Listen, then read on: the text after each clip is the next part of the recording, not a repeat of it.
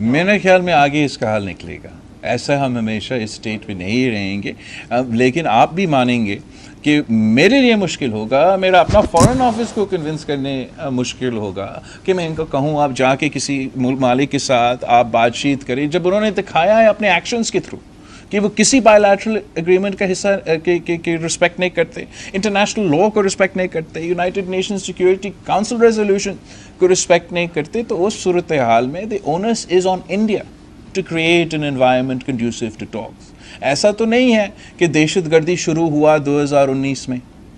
पाकिस्तान, भारत भी दहशतगर्दी के शिकार काफ़ी देर से होते आ रहे हैं और इन दहशतगर्दों के हमले के बावजूद बातचीत भी हुआ है।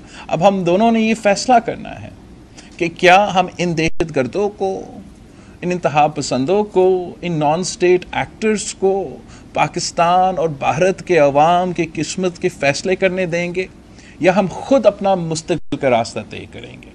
मेरा ख्याल में अगर it was up to the people of Pakistan and the people of India, they would be working towards piece.